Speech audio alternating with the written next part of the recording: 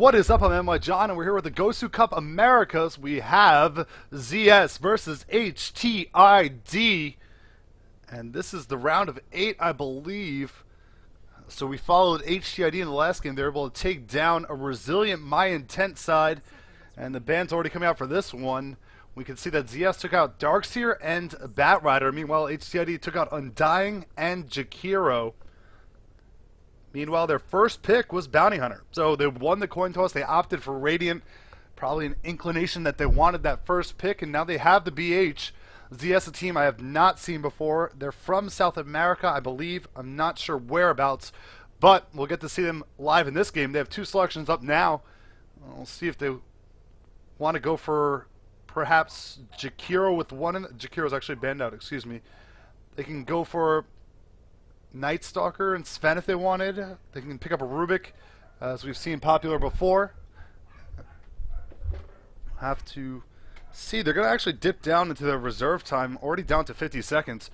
So taking their time with this first couple selections.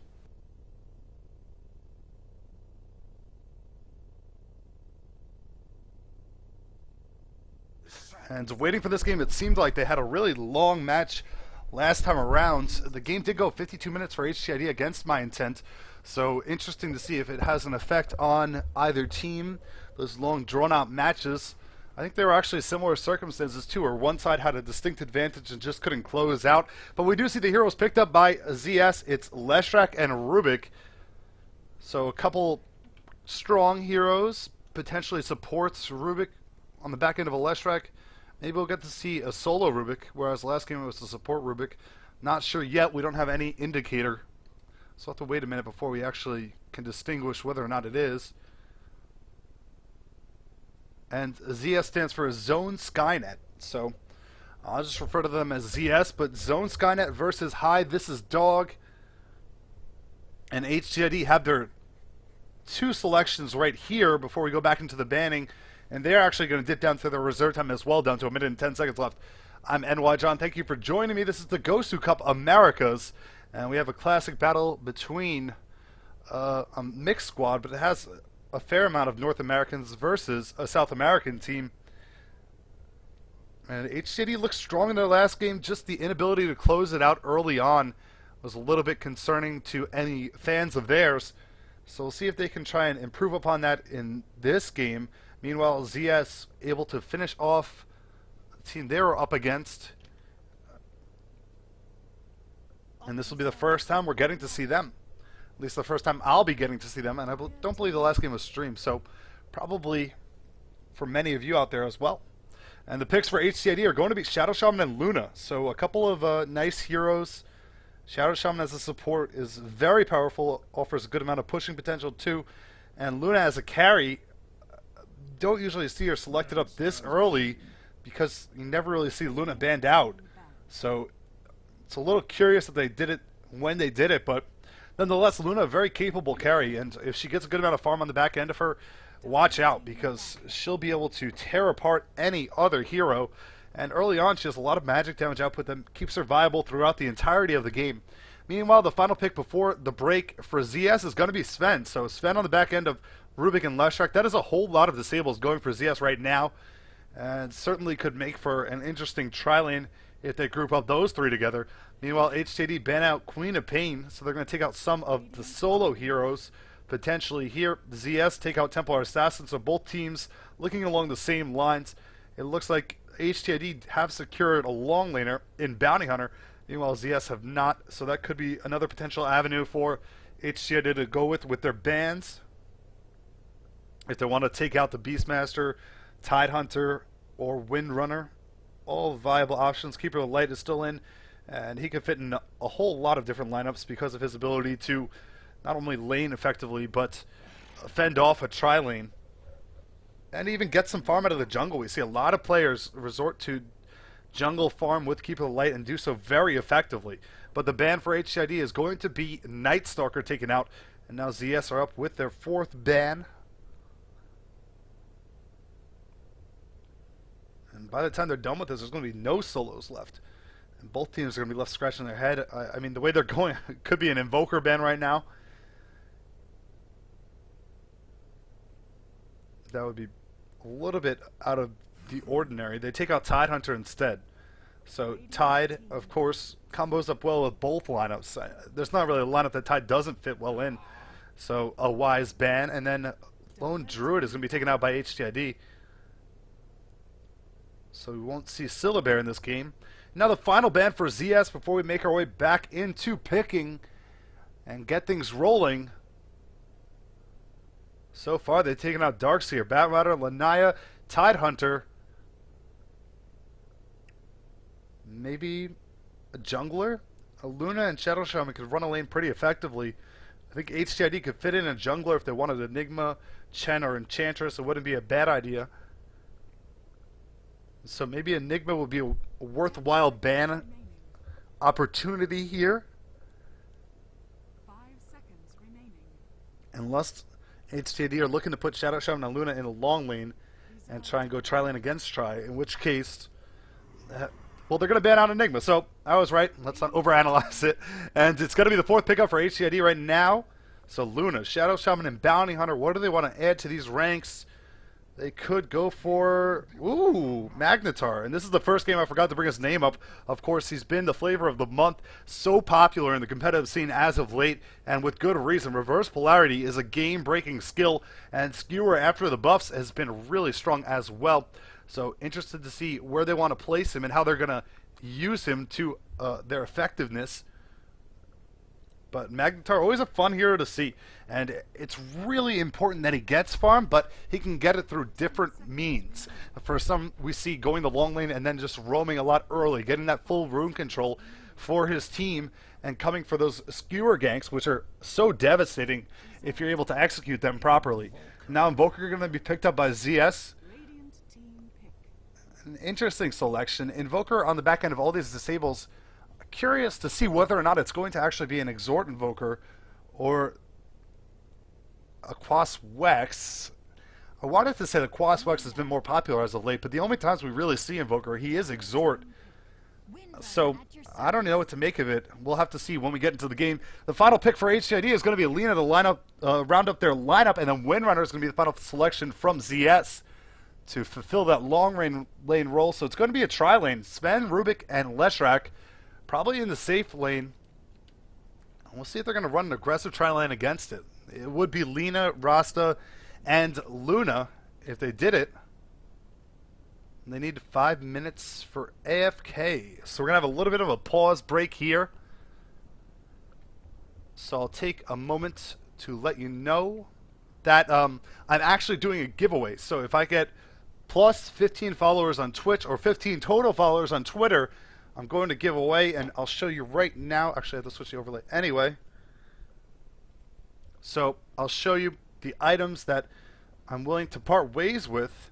You could have your selection. It would be random out of all of those. Pick out a name and have some nice items here. The Heirloom of the Temple Princess. I got some battle point boosters, some modifiers. A lot of things going on, so be sure to follow me on Twitch as well as Twitter. I think I need 7 more or 8 more on Twitch for the giveaway, and on Twitter I still need like 11 more. And I know a lot of people are reluctant. I don't really have a personal Twitter account. I only have my NYJohn one. So if you're gonna, follow gaming, go ahead and make a gaming Twitter and just use it for those purposes alone. Lots of people do giveaways on Twitter. It definitely come to use at some point. So not a bad idea. And now that I'm finished with that personal plug, I also want to say that all the VODs from today's matches will be available on my YouTube channel, youtube.com/NYJohnTV. So you can check them out there later tonight if you like. And let's go over who's playing what for the teams here. We see for ZS, they have Victor on Rubik, Gia Kian on Leshrak, Templar playing Invoker, Schneider on Sven, and Sneaky on Windrunner. That's going to be the Dire team, ZS. And meanwhile, for the Radiant team, HTID, we have GX Slim playing the Magnus, Taulis playing Luna, T playing Shadow Shaman, Caraface playing Bounty Hunter, and your boy JC playing Lina. So it's going to be a solo middle Magnus against an Invoker. It's going to be an interesting lane. to say the least. He should be able to get some CS there, to be honest. Invoker, if he goes Quas-Lex, it's going to be a little bit more difficult on Magnetar, but it's going to be harder both ways, probably. So it's hard to really distinguish what Magnetar would be better off in. He's just going to have to do his best to use those shockwaves effectively, and that's the upside to a solo Magnetar, of course, is that you can CS with Shockwave if you get some room control via Skewer and keep your bottle filled, or even go ahead and ferry it back and forth. That's going to be a nice little mechanic for him to get that last hits numbers up against a hero that may, if he's Exhort, be better at that, or if he's Quas-Wex, the threat of taking a lot of punishment from the Cold Snap. So, while we sit through this pause, take a minute to look at cosmetic items on the heroes. Why not? You can see some commons going on Sven. He has an uncommon Flame Guard cape. Looking pretty nice, if I do say so myself. Invoker, he's got this Magus Magnus set. So look, a complete set. Not looking too bad at all. Let's look at, who else? Windrunner. Oh, she looks like she's got a bow. Yeah, Windrunner got a mythical bow. This weapon has a custom power shot animation. Wow, that's really cool. So, if anyone wants to try and get a mythical bow, add ZS Sneaky to your friends list and keep messaging him until he just gives in. That's probably the best strategy to go about that. Let's check out a Bounty Hunter. Bounty Hunter's got common. What a peasant. No, I'm just kidding. And that's about it. Those are the only heroes that have items out for them right now. So that was one way to waste a little bit of time. And Disconnect comes out from Leshrek. So they did say 5 minutes, and we'll see how long it actually takes for them to get back into the game. Paused right on the onset. This is the GosuCup Americas. I'm NYJohn, your casting host. We just finished casting a little while ago HTID versus My Intent. And HTID in a 52-minute affair that looked like it could have been done in 20 or so was able to pull out a win. And it looked really strong early on. We'll see if they can replicate that performance against the ZS team, who are also coming off a drawn-out victory once we get going. And for a little while, I'm going to ZS's ZoneSkynet. I'm not sure. I just saw that in chat. So if you didn't know. And here we have a reconnect, so I don't know if that's going to be an indicator of getting into the game or getting going. But hopefully. And we'll go back and let you all feast your eyes. If you're just joining me, as I see, I do have a little bit of an influx in viewers. I'm doing a giveaway for every 15 plus followers I get on Twitch, or if I get 15 followers on Twitter, one of these items could be yours. It will be a random selection of a person, and then the person could pick whatever he or she would like out of this nice little selection tab. We have some stranges going on here. You have some rares, some Dire Tide 2012 items, and of course, Battle Point boosters and modifiers. So, not a bad idea.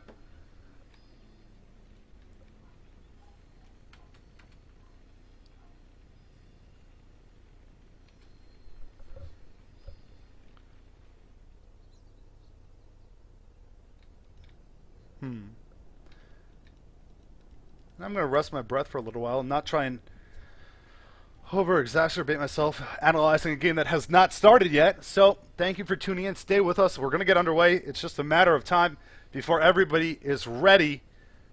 And so, once the game starts, be ready to cast it.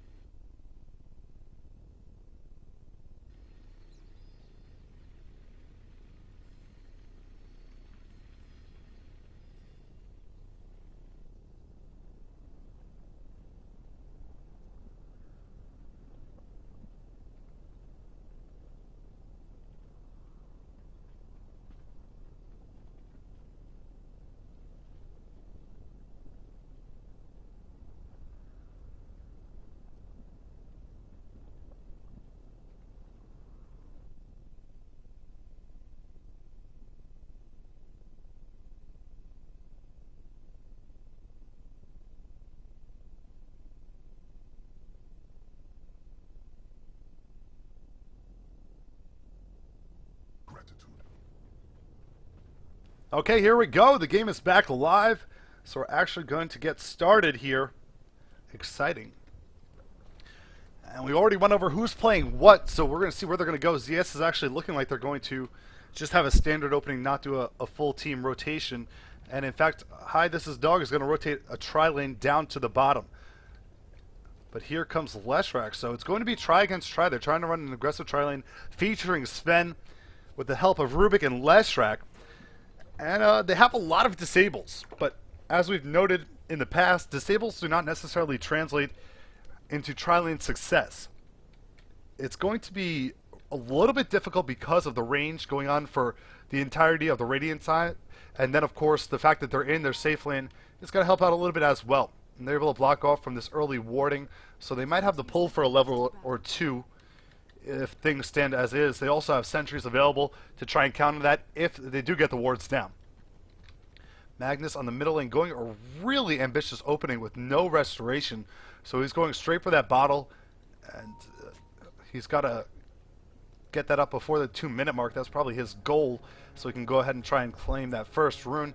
And a ward is placed over here, so interested that they were kind of forced into placing the ward a little bit off from where you'd usually put it, but then again, this could have been easily counter-warded. Now he's going to be spotted off, Leshrak, as he enters the jungle, and once again, JC is just going to chase him off here, get an auto-attack off, and Leshrak is going to be barred from blocking the pull early on in this game.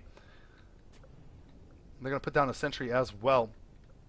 So if you had put that here, it probably would have got counter-warded. Instead, this is going to get counter-warded, and they're going to counter-ward their ward as well. So a little bit of back and forth from both teams, each taking down one of the enemy's wards. And that's going to be that. As we move into the normal laning phase, so tri-lane against tri-lane again. We've seen tri-lanes constantly get matched up today, and that was one of the defining aspects of the last game. Tri-lane not having success against HCID. And we'll see what ZS can make of this now. So here we go as they rotate in. They're going to step forward pretty far. The pull's going on. They're actually going to use telekinesis to toss up Luna really early on. Chain off the stuns, and Luna's going to be in a lot of trouble. First blood comes out to ZS right off the bat. 1 minute into the game, Luna has already dropped. Really well played there, and the support's just not in range to help out. Also, Ether Shock level 1 picked up by Shadow Shaman. That's pretty typical, but it doesn't really help when your teammate is getting stunned off and taken down there. And so the 3 disables do work out for ZS as they get an early first blood and some nice little gold boost onto Leshrak, who actually got the kill. So some money to upgrade the chicken with and get some more wards if they want to continue this ward battle. So now we see all hands on deck here. They're not going to worry about the pull as much. They did stack it once, but they don't want to risk losing the hero again. Meanwhile, let's check out how the other lanes are going, since this one looking like it's going to push back and probably get a little bit more passive as we see harass damage come out from Lina onto Rubik.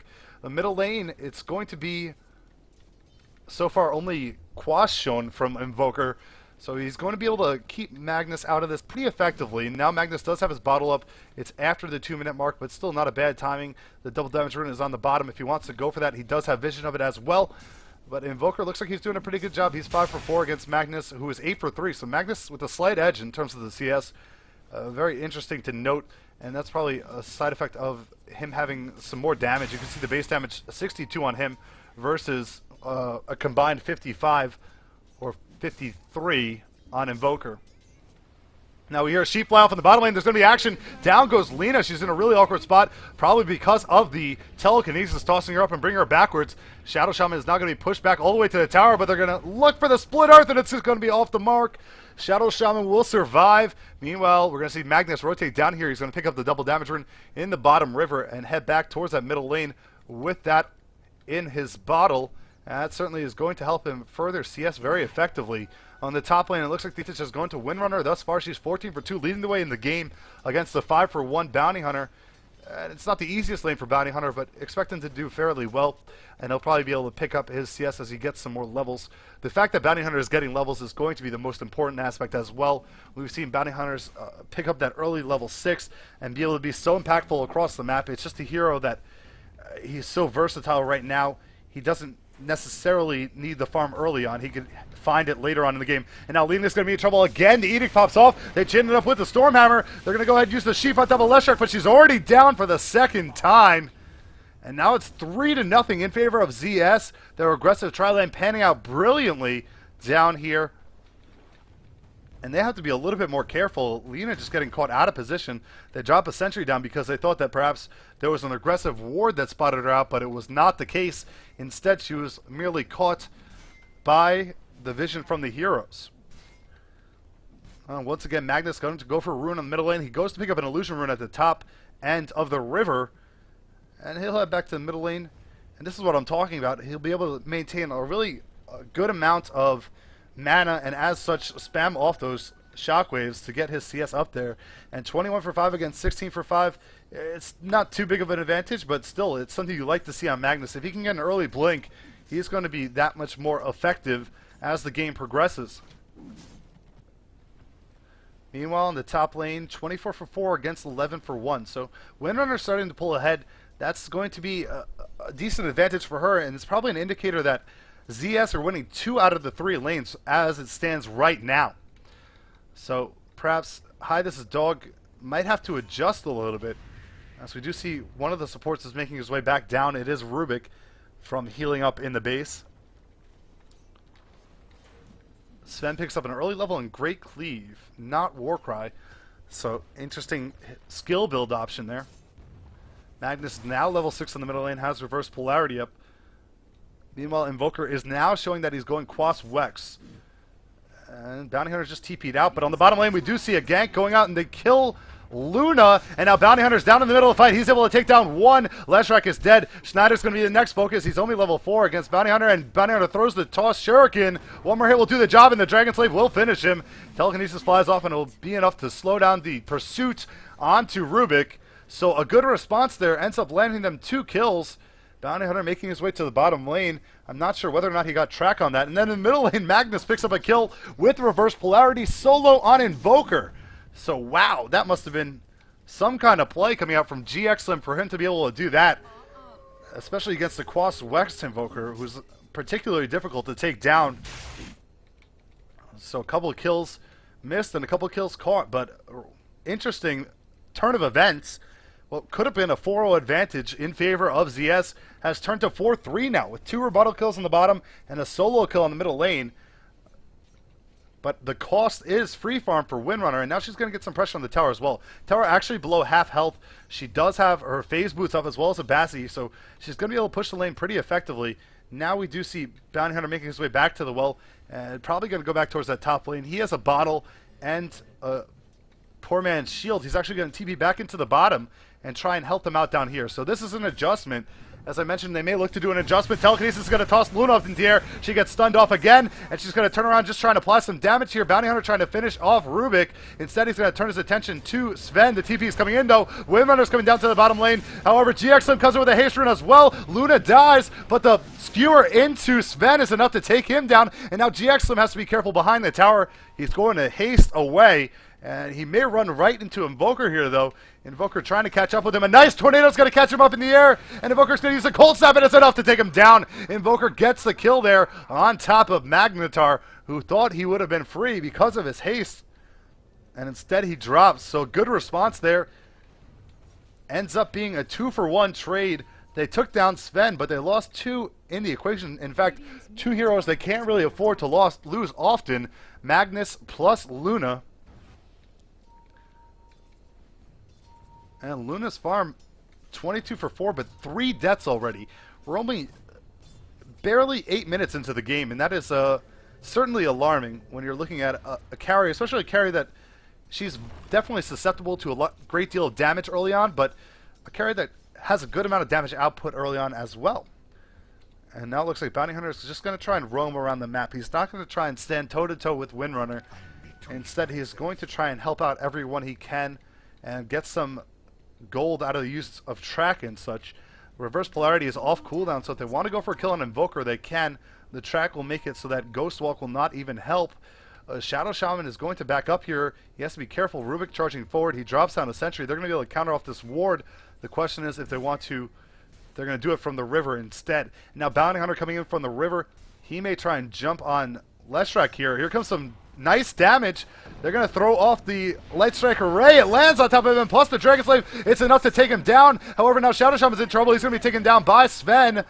Out comes the Lucent Beam, but it's not enough to take down Sven. A 1-for-1 trade. Shadow Shaman for Leshrac. Support for support. However, this tower on the top lane is going to go down, and ZS are going to claim the first tower of the game. And the gold going to Windrunner. A good deal of gold on the back end of her now with 1,700 gold in the bank.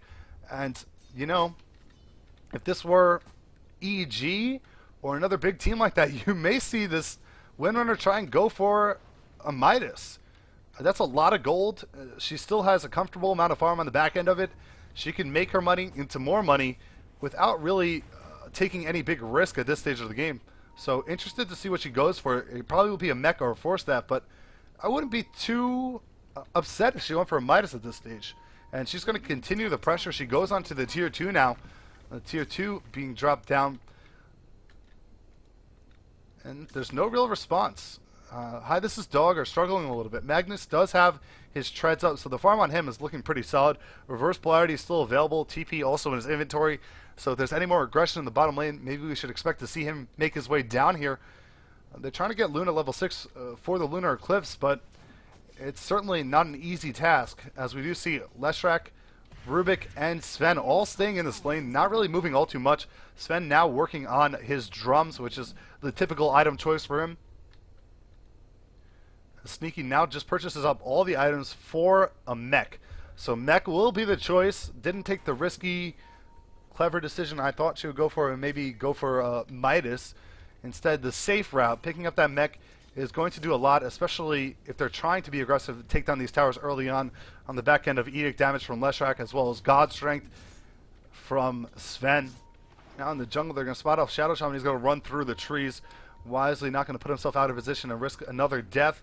The ping comes off on Bounty Hunter, who's going to rotate towards the middle lane. Now he has boots up, but his farm is stagnating for certain. Let's go back to our last hits chart. We can see the Bounty Hunter is only 16 for 1, and he was against, bottom lane. Telekinesis is going to toss Luna up in the air, chained off with a nice stun. However, they're turning it around pretty well. It looks like one more hit, and they'll be able to take him down. Reverse Polarity in the middle of the fight. Jerikin's going to go down, and Schneider's going to go down as well. A huge TP in from GX Slim on the Magnus, and a big Reverse Polarity turns what would have been just a Luna death into 2 kills for the Radiant as well. They're able to take down Sven and Leshrac and now try and push on the back end of it. Here we go. The tower's going to take some pressure here. It's at 2/3 health. They're going to TP in some support. Windrunner coming in with her newly acquired mech. And they're going to TP in enough to ward off the aggression, it seems. Really well played there by Magnus to make his way right into that fight. And perhaps a little bit of miscalculated aggression from the Dire team, trying to get an engagement that close to the tower. It had to be acknowledged that TP response was probably going to happen. Luna still drops, so Luna has gone down 4 times now.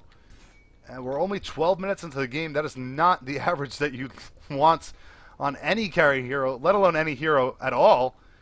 And now it looks like Bounty Hunter's trying to get some tracks off. He's going to run into Windrunner over here. Windrunner actually spots him off. And he's going to throw a Janata Strike and a little track on her as well. And back off carefully. But 4 heroes concentrated down here by the Radiant. It looks like the Dire are bringing in a 5th hero. Meanwhile, Luna is getting the opportunity to get some farm. She's now level 6, so finally has that Lunar Eclipse.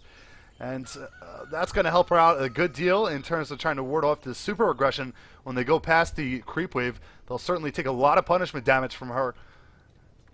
And she's just going to continue to work on her own. And as long as they can occupy these 5 heroes down here in the bottom lane, this is going to be a pretty nice option for Hi, this is Dog.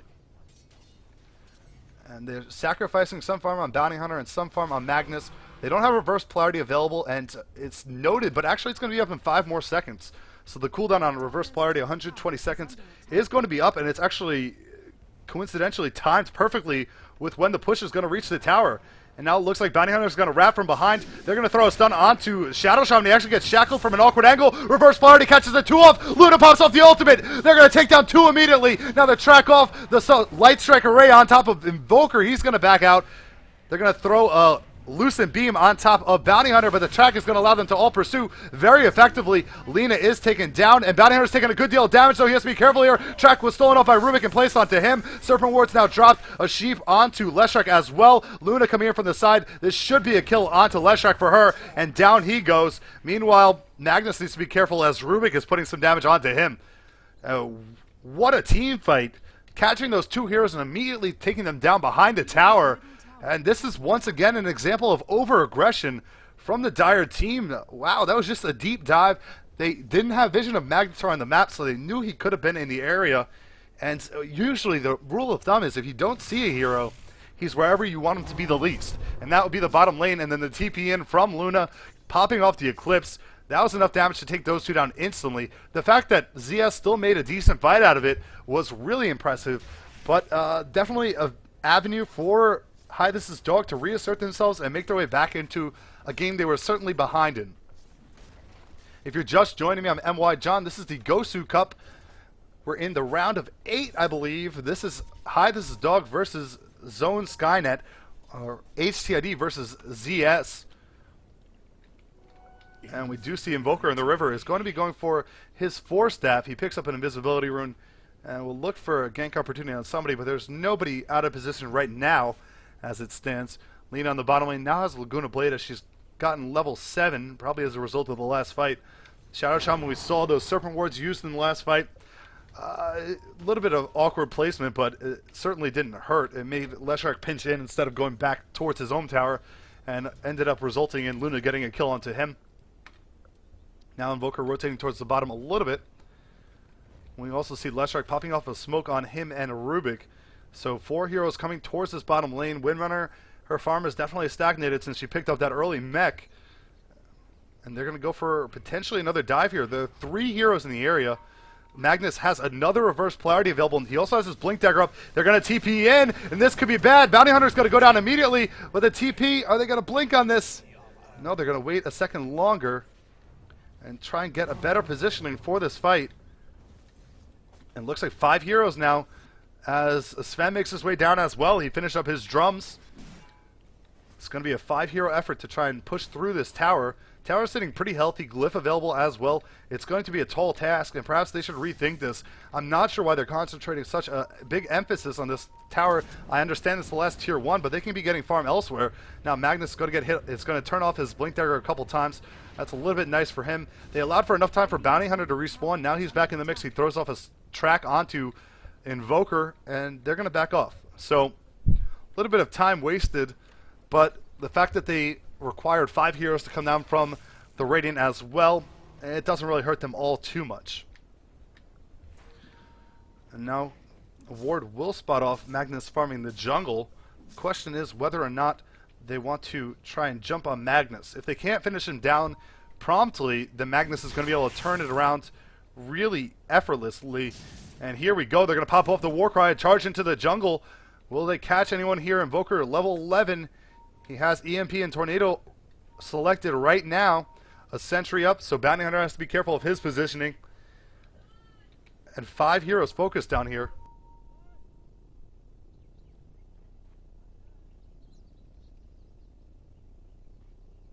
And here we go. They're actually going to back all the way up to their tower. So, really interesting sequence of events.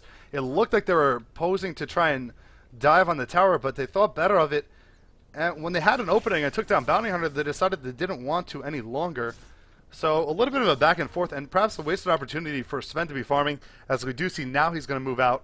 TP is still available if he needs it, so he's not going to use it to TP to a different lane. He wants to be able to make it down to this bottom lane if a fight does erupt. And once he gets spotted, if he shows himself in the top lane, this is going to be a good opportunity for the Radiant to jump on them. As the Radiant still have 4 heroes down here, the only hero not present is going to be Luna. So both teams kind of doing the 4-in-1 approach, where you allow your really hard farmer to get whatever he can away from the aggression. Now a TP coming into the middle lane from Invoker, and he's going to throw a tornado out. It won't hit Luna as she backs off safely. If you're just joining me, I'm NYJohn. Thank you for tuning in. This is the GosuCup Americas, and here's the jump. GXLM does not use the reverse polarity, and stolen from him will be a track actually stolen from Bounty Hunter. And now it looks like they want to be the aggressor. They're going to push onto this tower. Only 3 heroes here right now. This tower is below half health. Shockwave popped off to try and push the wave a little bit quicker. And Bounty Hunter's farm is definitely struggling, and that has to be one of the chief concerns for the Radiant side. He doesn't even have, I suppose he's going for phase finished up. All he has is a poor man's shield and a bottle. Moving forward, that could be a really big issue. Meanwhile, Magnus has finished off his bracer. It's in his inventory. They throw down the Serpent Wards to help out the pushing effort, and that's going to make it that much more difficult for the Dire to engage under this tower. In fact, I think they're just going to have to let it go, and it looks like that's what they're going to do. They throw a little shackle out onto Magnus, but no follow-up from that. Bounty Hunter throws a track out just so they have some extra awareness of where the enemies are. Let's take a look at Luna. She actually is now the top CSer in the game. Let's see what that means in terms of net worth. It looks like 5,400, so that's definitely an improvement. She's within competition. She's within arm's reach of the farmer, the best farmer, which is Invoker right now. He's at 6,200, so only 800 gold or so away. Actually, as it just adjusts, she's 2,200 away. So still doing pretty good in terms of getting back into it, and she has 4 deaths on her. So it's not an easy task by any means. She's going for that early BKB and wants survivability in the team fights, and certainly there is a lot of magic damage that warrants that selection.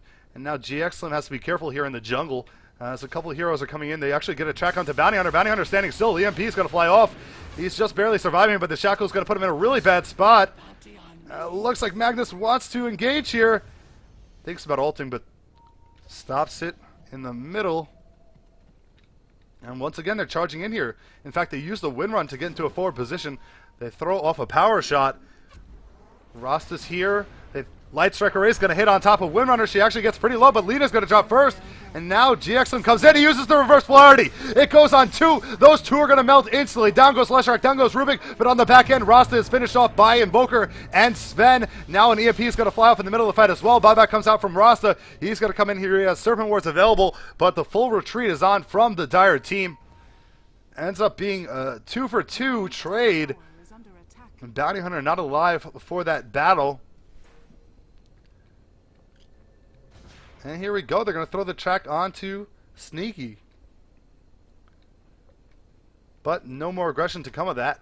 So this has been a really interesting game with some curious decisions from both teams. They really centralized their effort around that bottom lane. Understandably so for the Radiant. They didn't want to give up a free tower.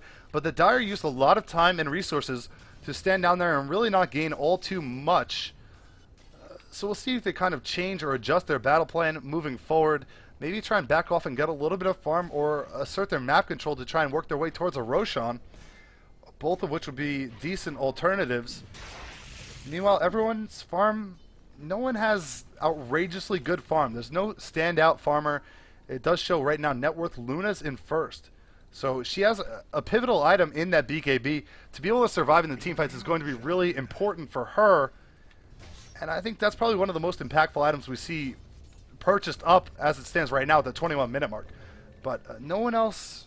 Mask of Madness now finished on Sven, but you have to be careful with Mask of Madness against the Luna. She outputs a lot of damage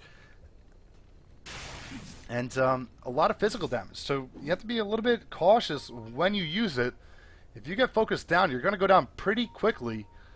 And let's see if Sven wants to go for something like a BKB next to try and make himself a little bit more safe.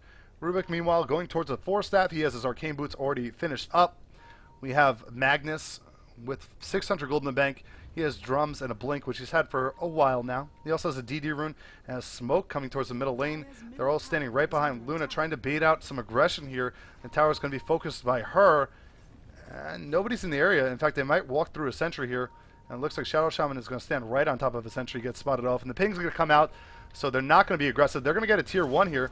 So well played. Oh, there's a skewer, though. It's going to pull back Leshrac. Leshrac's going to go down instantly. Now a Sheep up on top of Rubik as well, but a Shackle will stop Shadow Shaman from getting his own Shackle off.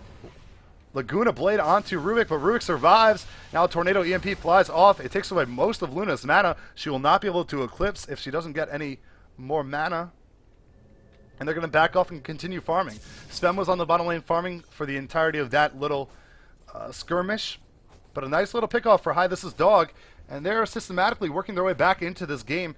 ZS started off the game really strong with a 3-0 lane lead, and their tri-lane just looked dominant. It was kind of the opposite of how high this is dog won their last game with a dominant tri-lane, and you know, things just stopped going as perfectly as they wanted once Magnetar got involved. He came into those team fights, used reverse polarity to a really productive end. He's been very selective on when he wants to use it. Only 2 heroes or more, and those heroes are instantly taken down every time he's used it thus far. So really wise play by GX Slim thus far. And they're doing a good job of keeping the game pretty level. Let's take a look at our graphs while we have a moment here. And the gold graph actually pretty close to 0, only 1,000 in favor of the Dire. Radiant have 500 in terms of experience advantage. So really close on all fronts. And we have a good game on our hands at the 24-minute mark. It's hard to distinguish who's in lead and who's behind. That's always an indicator of a nice matchup. I'm NYJohn. If you're just joining me, this is the GosuCup Americas. We have Hi, this is Dog versus ZoneSkynet. I want to thank everyone that's tuning in for this game. And be sure to follow me here on Twitch as well as on my Twitter at NYJohnTV. We have giveaways for every 15 followers I get. And here we go. Shadow Shaman's going to pick up another smoke, so they're going to look for another opening to try and jump on the Dire team. Bounty Hunter now is able to finish up his phase boots as well as a bracer. So his next item, maybe a BKB or perhaps the damage item if he's feeling really courageous. And Illusion's going to lead the way. They'll spot that off immediately. Jump on it. They're going to use the Shackle as well as Telekinesis. So this could be a really good opportunity for them to get in with those short cooldown spells down for a moment. Lena actually finished off a mech, and I'm not sure where she found the funds to do that, but really impressive on her behalf. She only has 35 CS and 4 deaths. So good job by Lena to get a really crucial item out there, and that definitely is partially because Shadow Shaman must have took on a lot of the cost associated with supporting the team. Now they're going to go ahead and try and push this tier 1 on the top lane. Luna leading the way. She now has a Helm Dominator up as well. So just gradually working her way back into the game. Now looking very solid and formidable for a carry hero. They're not going to be able to contest this tower. This tower is going to be down before they get here. No Serpent Wards needed. So this is going to set up perhaps Hi, this is Dog for an attempt on the tier 2 as well, since they still have Serpent Wards and all the ultimates. We do see a rotation will come in as Rubik's going to join them at the top lane. Windrunner, meanwhile, has a TP available, so she can be up there in moment's notice. And here it goes. The pressure's going to start off. They throw down a Tornado and an EMP. Neither will hit. And Magnetar's just going to try and find an opening for that reverse polarity. Every time he's used the reverse polarity, they've won a team fight, and you pretty much expect that much out of a Magnetar. Glyph is not available, so this tower's going down rather quickly. Stun flies off onto Luna, but they're not going to follow it up quite yet. And the tower's going to go down again. So Shadow Shaman picking up a tower kill there. And 2 towers go down, just as I say how even the game is. That's going to swing a decent amount of gold advantage for Hi, this is Dog. There was no contest on either tower. And now Luna goes to the bottom lane and continues her farm. 2,800 gold in the bank. Now picks up a Yasha. And going to work towards a Manta eventually. And the way things are going, if you're a fan of ZS, you have to be a little cautious. Because, you know, they had a good start, but they're kind of resting on their laurels a little bit. And falling perhaps a little bit behind. So we'll check out the gold graph. It swings 2,000 in favor for Hi, this is Dog. Experience graph was already in favor for them. It's staying around that 1,000 mark. And these aren't huge numbers by any means. A TP out for Magnetar as the aggression comes up forward. Invoker trying to get really on top of Shadow Shaman. Shadow Shaman's going to be drained down pretty low. One more hit will do the job. Can they finish him? He sheeps off Invoker. And now the jump in from Magnus. He's going to pop off the ultimate, but it barely catches anybody. And now in the middle of the fight, a nice EMP is going to pop off, drain a lot of mana. However, Luna's doing work on top of Windrunner. She can't quite finish her off yet, though. And she's going to turn around now instead focus on top of Leshrac. And now that the BKB has run up, she's going to take some good damage in response, and it ends up being a 1-for-2 trade. A buyback came out from Shadow Shaman, so a fight gone in favor of the Dire. And that reverse polarity was not the really effective variety we had come to expect to see from Hi, this is Dog, from GX specifically. And as such, they weren't able to take a decisive victory in that team fight. A good positioning. They weren't centralized. They didn't make it easy on them. Now we see Shadow Shaman going towards the bottom rune. He has to be careful out here. He's really a long way away from his next teammate and away from home. And he gets a ward down, but that has to be a little bit handled differently probably in most circumstances. That's a spot that you could be walking into enemy vision and risking an easy pickoff. Now farming continues here. Luna now has 2,100 gold in the bank, so about 900 away from finishing off that Manta. They're going to go towards the bottom. No reverse polarity for 35 more seconds. Windrunner is standing still, though. They're actually going to find her. They jump onto her. They skewer her backwards into the tree line. She gets sheeped up as well. The Shadow comes out from Shadow Shaman. And do they have enough damage to finish her off? She's going to pop off the mech and back off safely. And partially because Luna didn't wrap around to put the damage on her. Luna had gone for the creep wave, I suppose, before they realized she was there.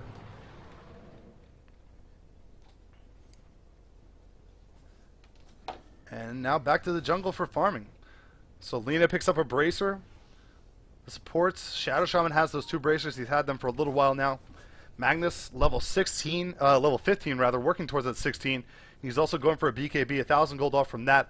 Invisible Bounty Hunter is well deep in enemy territory, and there's a sentry on the high ground. He may get spotted off here. The shackle flies off. The Split Earth as well. They're going to use the Edict. The EMP flies. Oh, and it's going to be enough to take down Bounty Hunter. A really nice pickoff, and he walked right into a sentry. You cannot stand on the low ground of your enemies like that. That's really risky. And now it looks like the ping comes out onto Roshan, and the ping comes out onto the tier 1 in the bottom lane. So they'll have to decide what they want to go for. This tier 1, they still haven't been able to take it out yet. And instead, they're not going to go for either. Invoker finishes up his Aghanims. So a nice pickup. We don't see Aghanims as often on Invoker anymore. Usually goes towards that early sheep because it's really helpful for your team. But if you have good control over the Aghanims, then certainly that will help a good deal as well. Rubik's still working towards his Force Staff. He can afford it now, and that's what he just purchased up. He'll be flying out to him momentarily. Luna does finish up that Manta, so Manta's going to come into play in the next fight. And it looks like 600 gold, 500 gold until BKB is up on GX Slim on the Magnetar. But they're going to try and be the aggressors again. They pop off another smoke. They're going to rotate towards, if they go towards the bottom river, they're going to get spotted off by a sentry. And things could get turned around rather quickly. They're going to try and find Sven here as they have an aggressive ward that spotted him out. He's going to pop off the war cry as if he knows they're coming for him. He'll actually wrap around back to the creep camp, and then notice here, Sven is in a lot of trouble. He gets sheeped off and shackled. A nice pickoff for the Radiant team as they take down Sven really quickly. Now they're going to look to the tier 2 on the middle lane. Didn't have to use any of their big cooldowns to finish that kill either. And now that they have Serpent Wards up, and they have an odd-numbered team fight, they're probably going to be able to claim this tier 2 tower. We'll see if the Dire side want to contest this. It could be a really risky option. Here we go. TP coming in from Windrunner. She's going to join the fray. EMP Tornado flies off. Bounty Hunter going to wrap around and look for some of those tracks. Now pop off the Manta. The damage. The tower is dropping down to half health already. And it looks like they're not going to contest this. This tower is going to go down. Another tower in favor of High. This is Dog. They now have 2 towers in advantage over ZS. As we reach the 32-minute mark, the Shackle is going to fly onto an illusion, as I heard it in the background. And it looks like High, this is Dog, are going to try and sneak in a Roshan attempt here. And Roche is going to drop down to 3/4 health. The Shackle is going to fly off on top of him. Bounty Hunter has to be careful as he's being pursued in the middle lane. But he's going to go back towards the Roche pit in a moment here. And do they know they're here? It looks like from the back end, Leshrak wants to go into the pit and stop this. Instead, they're going to go on top of Windrunner. A nice light strike away and a skewer. Plus the Laguna Blade. Down goes Windrunner. Now a tornado flies off, but the Eclipse is dealing a lot of damage. Invoker's dropping down to below half health. He's tracked, so the invisibility is not going to help him out. Elusive Beam is going to fly in 1 more second. Will be enough to finish him. No, 1 more hit on the back end of it. They need, and they drop in with reverse polarity. It only hits Rubik, but down goes Rubik. Down goes Leshrak. Now Sven comes into the fight. He throws down a Stormhammer on top of Magnetar. Magnetar needs to back off a little bit, and they're going to be able to finish off this Roche rather easily now with 2 more heroes dead for the Dire team, and the Radiant lost no one. So by the Radiant there. And Solar Strike or Sunstrike is going to fly, but the Aegis is going to come out to Luna. And now the Radiant have to be feeling really confident. 18-17 kill lead. 33.5 minutes into the game. And Luna is just huge. We can see this net worth, 15,000 gold. She's 4,000 over Invoker, who is the closest Dire team member to her in terms of farm. And then the drop-off after Invoker, I mean, Sven only sitting at 7,600 gold. For the carry Sven that you wanted him to be, that's nowhere near where you need him. And as such, they're suffering in these team fights. And Sven is trying to work really hard to get that BKB. He'll have it up in a moment. So perhaps that will be able to help him out a little bit. But you have to say, looking at the game as it stands right now, ZS are in a predicament. And 5,000 gold now in favor of Hi, This Is Dog. And you can see how the graph has been back and forth constantly throughout the game. And in fact, for the majority of the game, ZS has had an advantage. But now really careful, methodical play from Hi, This Is Dog is allowing them to have an opportunity to come back and, in fact, assert themselves. They're now in the lead. And a smoke gank is coming off from the Dire team. They're going to try and find them with the smoke here. They're wrapping, and they're actually going the right way, but now they're going to teeter off towards the middle lane. And if they had gone towards the bottom lane, they would find the entirety of the Radiant team, and we'll see what they can do if they can get a jump on a team fight. That's what they're looking for right now. They need to try and get the initiation onto Magnetar as well as Luna before the BKBs pop off. And here we go, the wrap from behind. Warcry is active, so they got that extra movement speed. In comes Windrunner. She looks for a shackle. She's actually going to wait a second, and now the BKBs are all popped, and a huge reverse polarity catches all 5, and everybody's dead. Everybody's dead for ZS. GG is called instantly, and that game is over. Hi, This Is Dog take a huge team fight. Oh my God, GX Slim, MVP, huge reverse polarity, wins it for them. Oh, and that's going to be a wrap. Thank you for tuning in, ladies and gentlemen. And I'm sorry if some of you are experiencing lag, as I see in the chat. I don't speak Portuguese or Spanish, whatever it may be. But sorry about that. But hopefully you got to see that team fight without any lag, because that was huge. And Hi, This Is Dog. They were certainly behind early on in the game. I mean, the tri-lane from CS proved too much for their tri-lane. And now they're able to reassert themselves and slowly make their way back into the game, until the point where they had a lead, and the smoke gank attempt just went horribly wrong for ZS there. I mean, they walked right into a huge ultimate, and because of the BKBs being up, it really made it that much more difficult for them to find a good engagement like that, grouped together as much as they were. And so Hi, This Is Dog are going to advance to what must be the quarterfinals next, on the back end of one magnificent team fight. And, you know, you wouldn't assume it. If you're watching the beginning of the game, Luna started off 0-4, but now almost 20,000 gold at the end of the game, leading the way. Really strong effort, resilient from HTID. ZS put up a good fight, but they really didn't have consistent farm on the carry Sven that they needed to get things going in this game. And as such, they weren't able to convert it into a victory. They're going to be knocked out of the tournament. Thank you for everyone that's tuning in. I'm NYJohn. Be sure to follow me here on Twitch TV as well as on Twitter. And as soon as I get 15 new followers, including the ones from earlier, I'm going to give out an item randomly.